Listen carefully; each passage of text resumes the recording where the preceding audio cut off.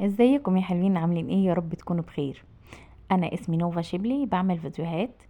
لو مش مشتركة عندي في القناة ياريت تشتركي وتفعلي جرس التنبيهات علشان يوصلك كل ما هو جديد.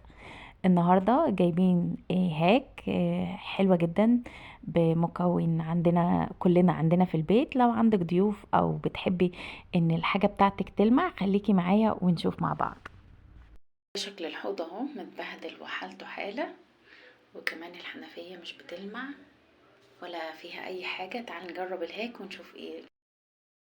هنجيب ليفة اهي وناخد عليها حتة معجون، نحط كمان هنا حتة. هفتح كده احط شوية مية وادعك، هندعك كل الحوض ونشوف. انا اول مرة اعرف ان المعجون برغي كده ولا كأني حاطة صابون، وهنشوف النتيجة ايه. ندعك كمان الحنفية، انا بحب الحنفية تلمع كده، بحس فعلا اني كده انا غسلت الحمام اصلا.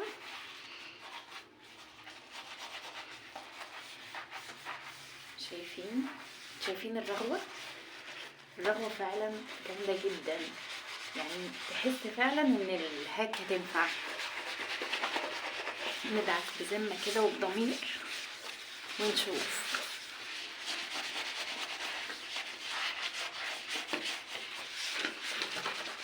ندعك كمان الحتة السلستين دي، نشوف هي بقى ايه الصفاية اللي جوه.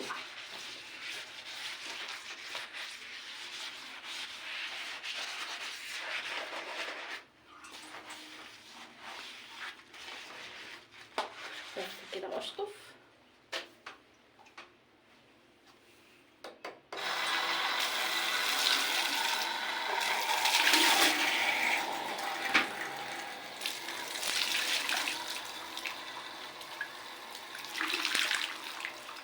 انا بشطف قدامكم اهو.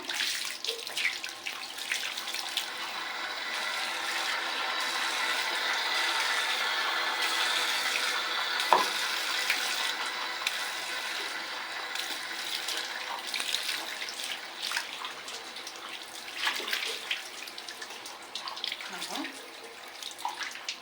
كده انا شطفت كويس قوي. هقفل الميه بقى وانشف علشان اللمعه تبان. هنشف كده الحوض ونشوف بقى هل اللمعه دي موجوده ولا لا. حنفيه كمان، صبانه كده كله تمام ونشوف. شايفين يا جماعه اللمعه تحفه، ده فعلا مش سيجنال ده. خلاص كده انا هعتمده هيكون. شايفين اللمعه؟ شايفين؟